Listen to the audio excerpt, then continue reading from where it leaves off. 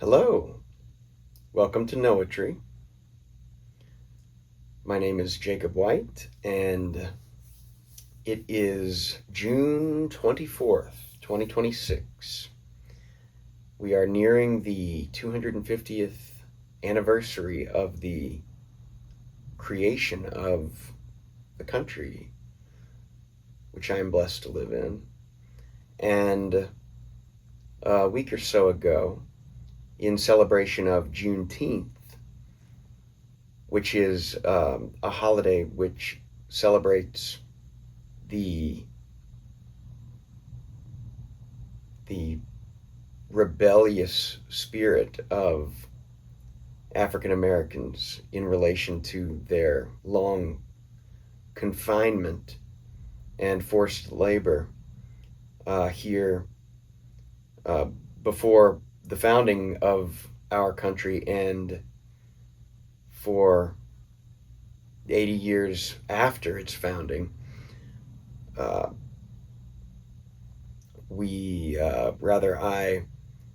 was lucky enough to see a play written locally and performed and updated for the last few years here in Lafayette, Louisiana, called Juneteenth, or rather a Juneteenth story. And in the spirit of those days, I decided to begin to compile a list for this episode, and I hope that these selections find you well.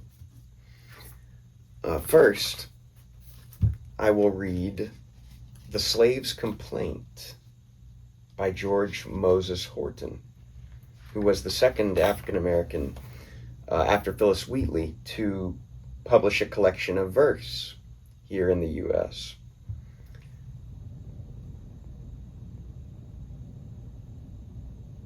And so I hope you will enjoy The Slave's Complaint by George Moses Horton. Am I sadly cast aside on misfortune's rugged tide? Will the world my pains deride forever? Must I dwell in slavery's night, and all pleasure take its flight far beyond my feeble sight forever? Worst of all, must hope grow dim and withhold her cheering beam? Rather let me sleep and dream forever. Something still my heart surveys, groping through this dreary maze. Is it hope? Then burn and blaze forever. Leave me not a wretch confined, altogether lame and blind, unto gross despair consigned forever. Heaven, in whom can I confide? Canst thou not for all provide? Condescend to be my guide forever. And when this transient life shall end, oh, may some kind eternal friend bid me from servitude ascend forever.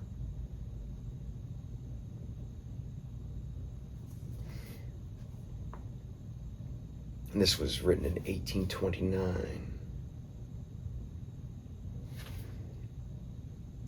And now a letter from Benjamin Banneker, the African-American naturalist, astronomer, inventor, and poet, to Thomas Jefferson.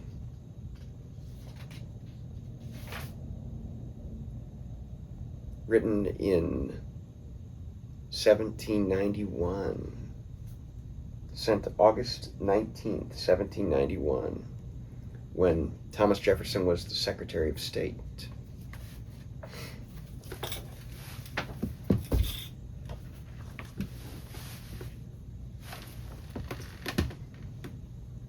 Probably should have got water rather than Coca-Cola, but hey, it's America. Oh, never mind, it's Barks Root Beer.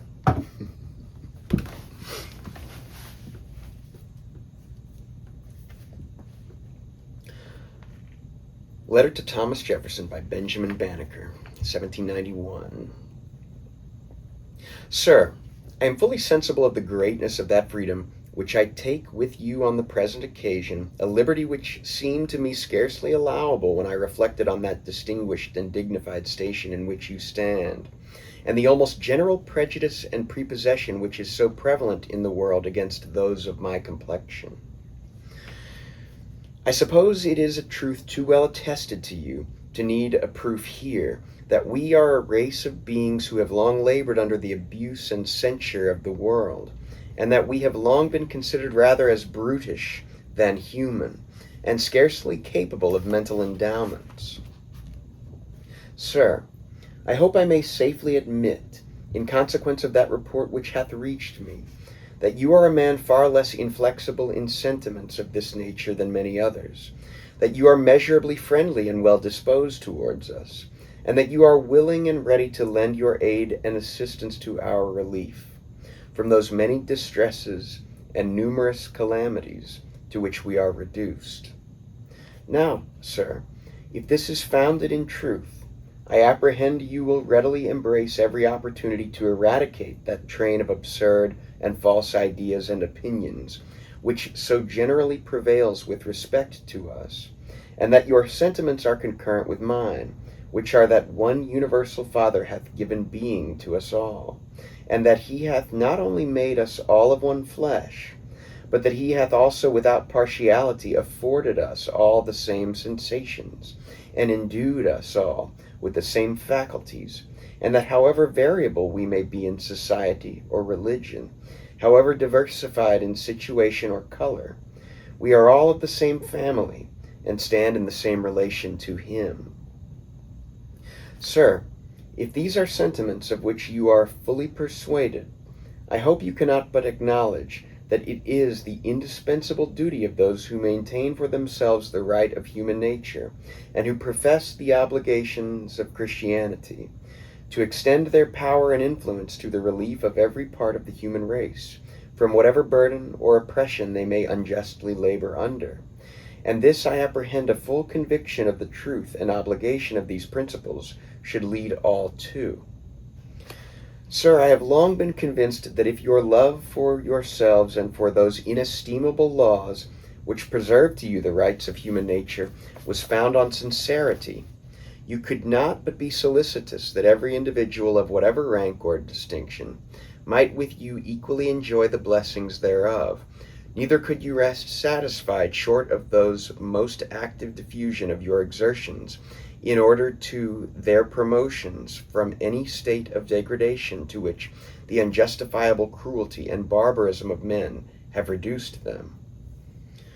Sir, I freely and cheerfully acknowledge that I am of the African race, and in that color which is natural to them of the deepest dye, and it is under a sense of the most profound gratitude to the Supreme Being of the universe that I now confess to you that I am not under that state of tyrannical thraldom and inhuman captivity to which too many of my brethren are doomed, but that I have abundantly tasted of the fruition of those blessings which proceed from that free and unequaled liberty with which you are favored, and which, I hope you will willingly allow, you have received from the immediate hand of that Being, from whom proceedeth every good and perfect gift. Sir, suffer me to recall to your mind that time in which the arms and tyranny of the British Crown were exerted with every powerful effort in order to reduce you to a state of servitude. Look back, I entreat you, on the variety of dangers to which you were exposed. Reflect on that time in which every human aid appeared unavailable, and in which even hope and fortitude wore the aspect of inability to the conflict, and you cannot but be led to a serious and grateful sense of your miraculous and providential preservation. You cannot but acknowledge that the present freedom and tranquility which you enjoy, you have mercifully received, and that it is the peculiar blessing of heaven. This, sir, was a time in which you clearly saw into the injustice of a state of slavery, and in which you had just apprehensions of the horrors of its condition, It was now, sir, that your abhorrence thereof was so excited, that you publicly held forth this true and valuable doctrine, which is worthy to be recorded and remembered in all succeeding ages. Quote, we hold these truths to be self-evident, that all men are created equal, and that they are endowed by their Creator with certain unalienable rights, that among these are life, liberty, and the pursuit of happiness. End quote. Here, sir, was a time in which your tender feelings for yourselves had engaged you thus to declare. You were then impressed with proper ideas of the great valuation of liberty and the free possession of those blessings to which you were entitled by nature. But, sir, how pitiable is it to reflect that, although you were so fully convinced of the benevolence of the Father of mankind, and of his equal and impartial distribution of those rights and privileges which he had conferred upon them, that you should at the same time counteract his mercies in detaining by fraud and violence so numerous a part of my brethren under groaning captivity and cruel oppression, that you should at the same time be found guilty of that most criminal act which you professedly detested in others with respect to yourselves. Sir, I suppose that your knowledge of the situation of my brethren is too extensive to need a recital here. Neither shall I presume to prescribe methods by which they may have been relieved, otherwise than by recommending to you and all others to wean yourselves from those narrow prejudices which you have imbibed with respect to them, and as Job proposed to his friends, quote, put your souls in their souls' stead, end quote. Thus shall your hearts be enlarged with kindness and benevolence toward them, and thus shall you need neither the direction of myself nor others in what manner to proceed herein. And now, sir, although my sympathy and affection for my brethren hath caused my enlargement thus far, I ardently hope that your candor and generosity will plead with you in my behalf when I make known to you that it was not originally my design, but that having taken up my pen in order to direct to you as a present a copy of an almanac, which I have calculated for the succeeding year, I was unexpectedly and unavoidably led thereto. This calculation, sir, is the production of my arduous study in this my advanced stage of life, for having long had unbounded desires to become acquainted with the secrets of nature, I have had to gratify my curiosity herein through my own assiduous application to astronomical study, in which I need not to recount to you the many difficulties and disadvantages which I have had to encounter. And although I had almost declined to make my calculation for the ensuing year, in consequence of that time which I had allotted therefore being taken up at the federal territory by the request of Mr. Andrew Ellicott, yet finding myself under several engagements to printers of this state, to whom I had communicated my design, on my return to my place of residence I industriously applied myself thereto, which I hope I have accomplished with correctness and accuracy, a copy of which I have taken the liberty to direct to you, and which I humbly request you will favorably receive.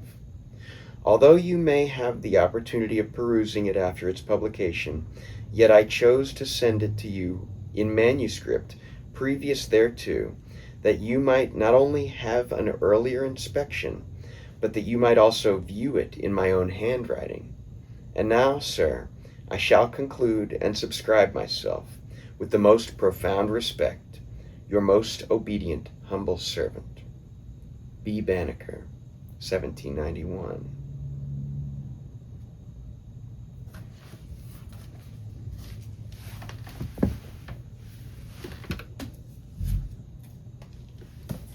And now, a poem by Gwendolyn Brooks, entitled Flags.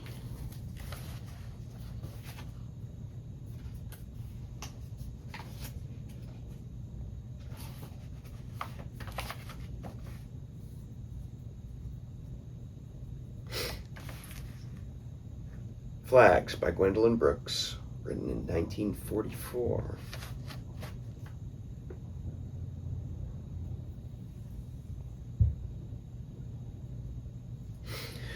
Still it is dear defiance now to carry fair flags of you above my indignation, top with a pretty glory and a merry softness the scattered pound of my cold passion. I pull you down my foxhole, do you mind? You burn in bits of saucy color then. I let you flutter out against the pained volleys, against my power crumpled and wan.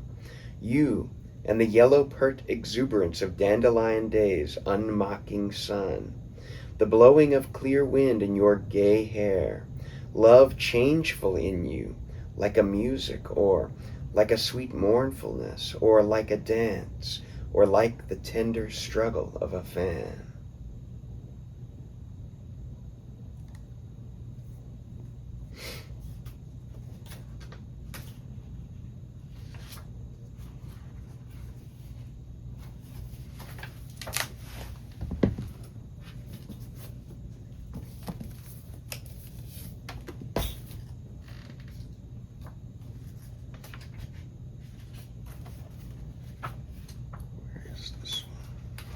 Now I will read Ain't I a Woman by Sojourner Truth. However, you must forgive me because I did not place a bookmark for said. Where is it? And so I don't remember which book. Here we go. 293. Oh, yes, I did. Haha. You could see it, but I could not. This was delivered in May of 1851. Sojourner Truth was born into slavery circa 1797 and given the name of Isabella Baumfree by her master. With the help of Quakers, she gained her freedom in 1826 and became a powerful speaker for the abolitionist cause. In 1843, she took the name Sojourner Truth, an indication of her willingness to embark upon a nationwide quest for justice. Sojourner Truth delivered her most famous address, Ain't I a Woman, at a convention in Akron, Ohio.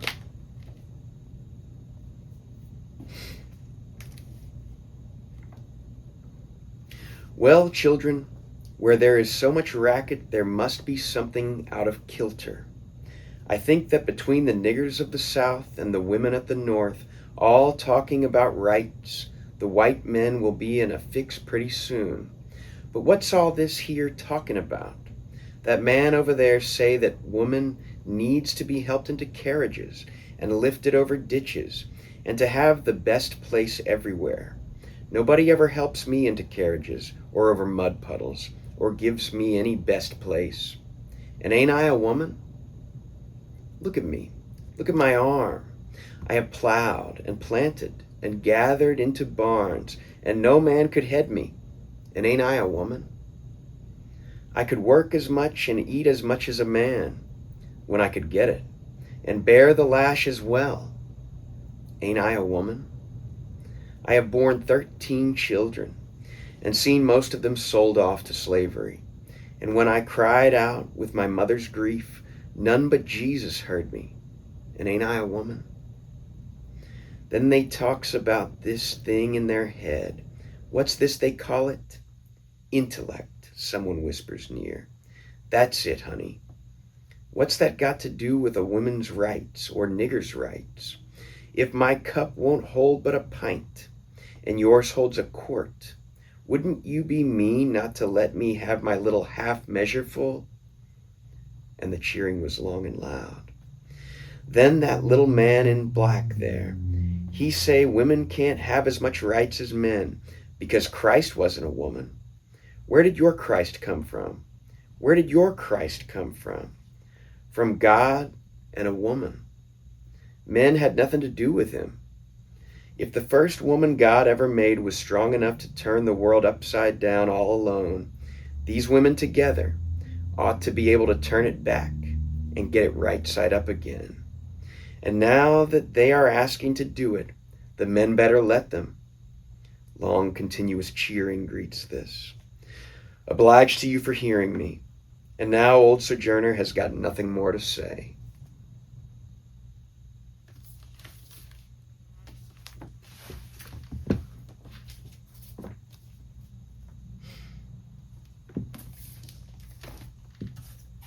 And now a few selections by Claude McKay. First, In Bondage. I would be wandering in distant fields where man and bird and beast lives leisurely, and the old earth is kind and ever yields her goodly gifts to all her children free, where life is fairer, lighter, less demanding, and boys and girls have time and space for play before they come to years of understanding. Somewhere I would be singing, far away, for life is greater than the 1,000 wars men wage for it in their insatiate lust, and will remain like the eternal stars when all that shines today is drift and dust. But I am bound with you in your mean graves, O black men, simple slaves of ruthless slaves.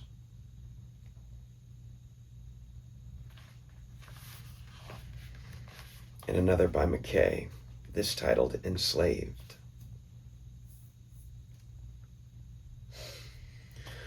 Oh, when I think of my long-suffering race, for weary centuries despised, oppressed, enslaved, and lynched, denied a human place in the great lifeline of the Christian West, and in the black land disinherited, robbed in the ancient country of its birth, my heart grows sick with hate, becomes as lead, for this my race that has no home on earth. Then from the dark depth of my soul I cry, to thee, avenging angel, to consume the white man's world of wonders utterly. Let it be swallowed up in the earth's vast womb, or upward roll as sacrificial smoke, to liberate my people from its yoke.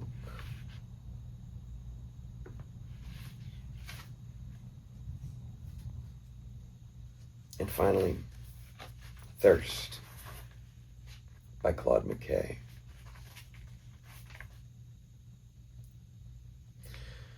My spirit wails for water, water now. My tongue is aching dry, my throat is hot for water.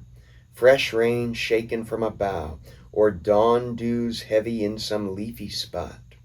My hungry body's burning for a swim in sunlit water where the air is cool, as in Trout Valley, where upon a limb the golden finch sings sweetly to the pool. O water, water, when the night is done, when day steals gray-white through the window pane, clear silver water when I wake, alone, all impotent of parts, of fevered brain, pure water from a forest fountain first, to wash me, cleanse me, and to quench my thirst.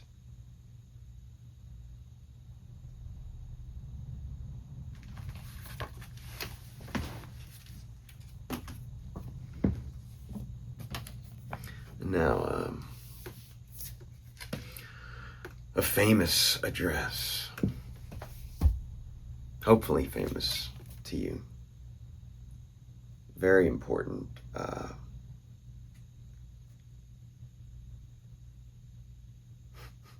Some folks invited Frederick Douglass to speak, and I don't know what they were expecting. This is 1852.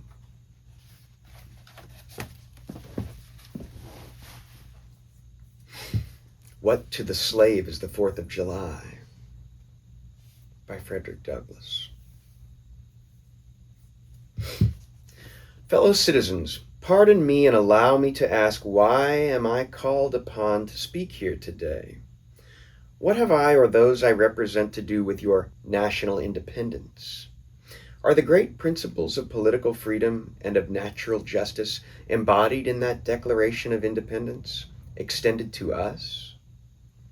And am I, therefore, called upon to bring our humble offering to the national altar, and to confess the benefits and express devout gratitude for the blessings resulting from your independence to us? Would to God, both for your sakes and ours, that an affirmative answer could be truthfully returned to these questions. Then would my task be light, and my burden easy and delightful. For who is there so cold that a nation's sympathy could not warm him? Who so obdurate and dead to the claims of gratitude that would not thankfully acknowledge such priceless benefits? Who so stolid and selfish that would not give his voice to swell the hallelujahs of a nation's jubilee, when the chains of servitude had been torn from his limbs? I am not that man. In a case like that, the dumb might eloquently speak, and the lame man leap like a hare. But such is not the state of the case. I say it with a sad sense of disparity between us. I am not included within the pale of this glorious anniversary. Your high independence only reveals the immeasurable distance between us. The blessings in which you this day rejoice are not enjoyed in common. The rich inheritance of justice, liberty, prosperity, and independence bequeathed by your fathers is shared by you, not by me. The sunlight that brought life and healing to you has brought stripes and death to me. This 4th of July is yours, not mine. You may rejoice. I must mourn. To drag a man in fetters into the grand illuminated temple of liberty and call upon him to join you in joyous anthems were inhuman mockery and sacrilegious irony. Do you mean, citizens, to mock me by asking me to speak today? If so, there is a parallel to your conduct, and let me warn you that it is dangerous to copy the example of a nation whose crimes, towering up to heaven, were thrown down by the breath of the Almighty, burying that nation in irrevocable ruin. I can today take up the lament of a peeled and woe-smitten people. By the rivers of Babylon, there we sat down. Yes, we wept when we remembered Zion. We hanged our harps upon the willows in the midst thereof. For there they that carried us away captive required of us a song, and they who wasted us required of us mirth, saying, Sing us one of the songs of Zion. How can we sing the Lord's song in a strange land? If I forget thee, O Jerusalem, let my right hand forget her cunning. If I do not remember thee, let my tongue cleave to the roof of my mouth. Fellow citizens, above your national tumultuous joy, I hear the mournful wail of millions, whose chains, heavy and grievous yesterday, are today rendered more intolerable by the jubilant shouts that reach them. If I do forget, if I do not remember those bleeding children of sorrow this day, may my right hand forget her cunning, and may my tongue cleave to the roof of my mouth. To forget them, to pass lightly over their wrongs, and to chime in with the popular themes would be treason most scandalous and shocking, and would make me a reproach before God and the world. My subject, then, fellow citizens, is American slavery. I shall see this day and its popular characteristics from the slave's point of view. Standing here, identified with the American bondman, making his wrongs mine, I do not hesitate to declare with all my soul that the character and conduct of this nation never looked blacker to me than on this 4th of July. Whether we turn to the declarations of the past or to the professions of the present, the conduct of the nation seems equally hideous and revolting. America is false to the past, false to the present, and solemnly binds herself to be false to the future. Standing with God and the crushed and bleeding slave on this occasion, I will, in the name of humanity, which is outraged, in the name of liberty, which is fettered, in the name of the Constitution and the Bible, which are disregarded and trampled upon, dare to call in question and to denounce, with all the emphasis I can command, everything that serves to perpetuate slavery, the great sin and shame of America. I will not equivocate. I will not excuse. I will use the severest language I can command, and yet not one word shall escape me that any man, whose judgment is not blinded by prejudice, or who is not at heart a slaveholder, shall not confess to be right and just. But I fancy I hear some of my audience say it is just in this circumstance that you and your brother abolitionists fail to make a favorable impression on the public mind. Would you argue more and denounce less? Would you persuade more and rebuke less?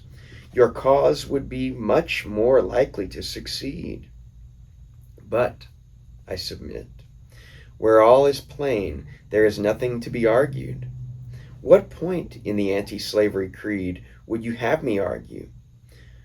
On what branch of the subject do the people of this country need light? Must I undertake to prove that the slave is a man? That point is conceded already. Nobody doubts it. The slaveholders themselves acknowledge it in the enactment of laws for their government. They acknowledge it when they punish disobedience on the part of the slave. There are 72 crimes in the state of Virginia which, if committed by a black man, no matter how ignorant he be, subject him to the punishment of death, while only 2 of these same crimes will subject a white man to like punishment. What is this but the acknowledgement that the slave is a moral, intellectual, and responsible being? The manhood of the slave is conceded. It is admitted in the fact that Southern statute books are covered with enactments forbidding, under severe fines and penalties, the teaching of the slave to read and write. When you can point to any such laws in reference to the beasts of the fields, then I may consent to argue the manhood of the slave. When the dogs in your streets, when the fowls of the air, when the cattle on your hills, when the fish of the sea and the reptiles that crawl shall be unable to distinguish the slave from a brute, then I will argue with you that the slave is a man. For the present, it is enough to affirm the equal manhood of the Negro race. It is not astonishing that, while we are plowing, planting, and reaping, using all kinds of mechanical tools, erecting houses, constructing bridges, building ships, working in metals of brass, iron, copper, silver, and gold, that while we are reading, writing, and ciphering, acting as clerks, merchants, and secretaries, having among us lawyers, doctors, ministers, poets, authors, editors, orators, and teachers, that while we are engaged in all the enterprises common to other men, digging gold in California, capturing the whale in the Pacific, feeding sheep and cattle on the hillside, living, moving, acting, thinking, planning, living in families as husbands, wives, and children, and above all, confessing and worshiping the Christian God, and looking hopefully for life and immortality beyond the grave, we are called upon to prove that we are men. Would you have me argue that man is entitled to liberty? That he is the rightful owner of his own body? You have already declared it. Must I argue the wrongfulness of slavery? Is that a question for Republicans? Is it to be settled by the rules of logic and argumentation, as a matter beset with great difficulty, involving a doubtful application of the principle of justice, hard to understand? How should I look today in the presence of Americans, dividing and subdividing a discourse, to show that men have a natural right to freedom, speaking of it relatively and positively, negatively and affirmatively? To do so would be to make myself ridiculous, and to offer an insult to your understanding. There is not a man beneath the canopy of heaven who does not know what slavery is wrong for him. What? Am I to argue that it is wrong to make men brutes, to rob them of their liberty, to work them without wages, to keep them ignorant of their relations to their fellow men, to beat them with sticks, to flay their flesh with the last, to load their limbs with irons, to hunt them with dogs, to sell their flesh, to starve them into obedience and submission to their masters? Must I argue that a system thus marked with blood and stained with pollution is wrong? No, I will not. I have better employment for my time and strength that such arguments would imply. What then remains to be argued? Is it that slavery is not divine, that God did not establish it, that our doctors of divinity are mistaken? There is blasphemy in the thought that which is inhuman cannot be divine. Who can reason on such a proposition? They that can may. I cannot. The time for such argument is past. At a time like this, scorching irony, not convincing argument, is needed. Oh, that I had the ability, and could I reach the nation's ear, I would today pour out a fiery stream of biting ridicule, blasting reproach, withering sarcasm, and stern rebuke. For it is not light that is needed, but fire. It is not the gentle shower, but thunder. We need the storm, the whirlwind, and the earthquake. The feeling of the nation must be quickened. The conscience of the nation must be roused. The propriety of the nation must be startled. The hypocrisy of the nation must be exposed. And its crimes against God and man must be denounced. What to the American slave?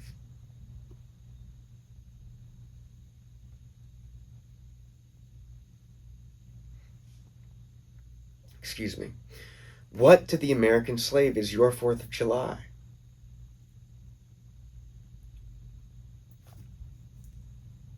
I answer, a day that reveals to him more than all other days of the year the gross injustice and cruelty to which he is the constant victim. To him your celebration is a sham, your boasted liberty an unholy license, your national greatness swelling vanity. Your sounds of rejoicing are empty and heartless, your denunciation of tyrants brass-fronted impudence, your shouts of liberty and equality hollow mockery, your prayers and hymns, your sermons and thanksgivings, with all your religious parade and solemnity, are to him mere bombast, fraud, deception, impiety, and hypocrisy, a thin veil to cover up crimes which would disgrace a nation of savages. There is not a nation of the earth guilty of practices more shocking and bloody than are the people of these United States at this very hour. Go where you may, search where you will, roam through all the monarchies and despotisms of the old world, travel through South America, search out every abuse, and when you have found the last, lay your facts by the side of the everyday practices of this nation, and you will say with me that, for revolting barbarity and shameless hypocrisy, America reigns without rival. Spoken on July 4th, 1852.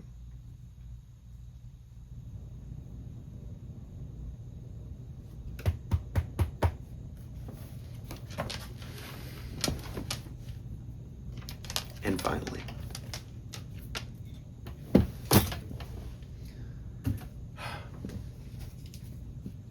one of the best poems I ever read.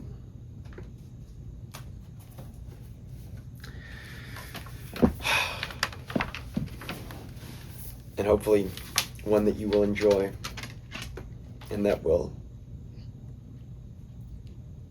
put a point on the works that have preceded it in this episode. Thank you all so much for your attention and for your patience with me. Let America Be America Again by Langston Hughes.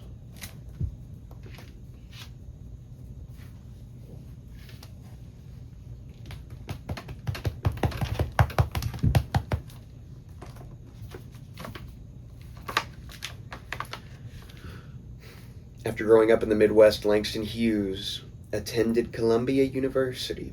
While writing poetry, he traveled the world as a sailor on a freighter and lived in Paris, working as a nightclub doorman and cook.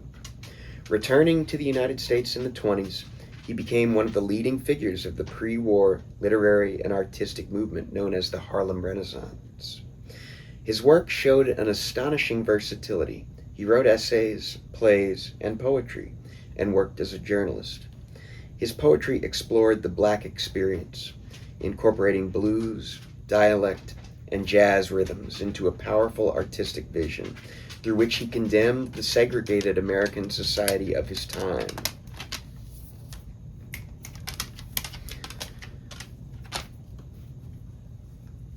Let America Be America Again by Langston Hughes, written in July 1936.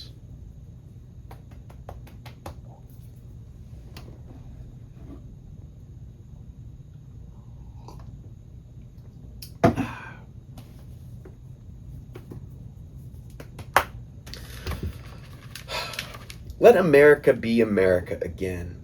Let it be the dream it used to be. Let it be the pioneer on the plain, seeking a home where he himself is free. America never was America to me. Let America be the dream the dreamers dreamed. Let it be that great, strong land of love, where never kings connive nor tyrants scheme, that any man be crushed by one above. It never was America to me. Oh, let my land be a land where liberty is crowned with no false patriotic wreath, but opportunity is real and life is free. Equality is in the air we breathe. There's never been equality for me, nor freedom in this homeland for the free. Say, who are you that mumbles in the dark? And who are you that draws your veil across the stars?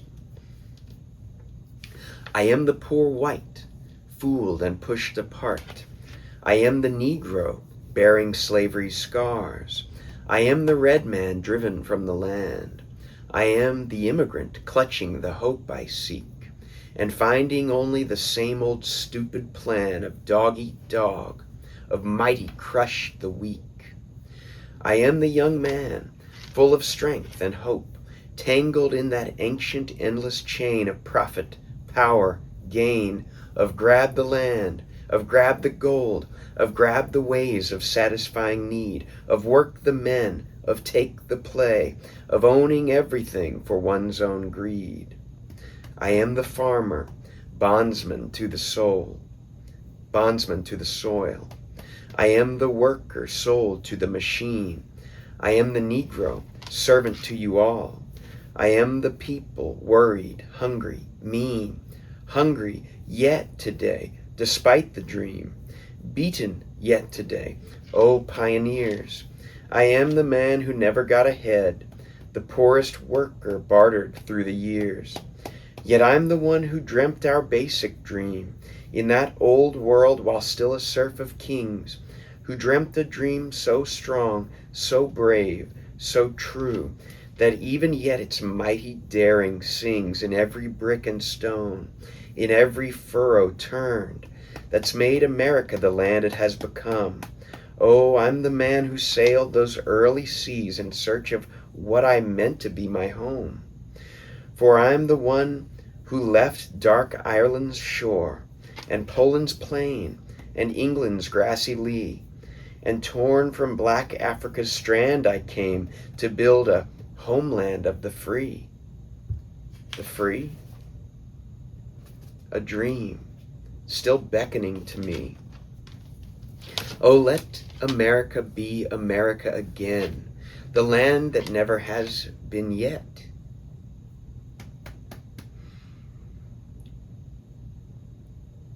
And yet must be. The land where every man is free. The land that's mine, the poor man's, Indians, Negroes, me. Who made America? Whose sweat and blood? Whose faith and pain? Whose hand at the foundry? Whose plow in the rain? must bring back our mighty dream again. Sure, call me any ugly name you choose. The steel of freedom does not stain. From those who live like leeches on the people's lives, we must take back our land again, America. Oh yes, I say it plain. America never was America to me. And yet, I swear this oath, America will be. An ever-living seed, its dream lies deep in the heart of me. We, the people, must redeem our land, the mines, the plants, the rivers, the mountains, and the endless plain, and all the stretch of these great green states, and make America again.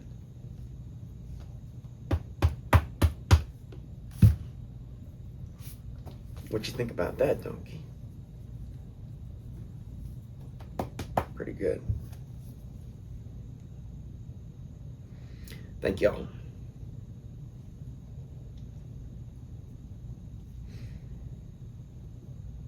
Peace. Happy birthday, America.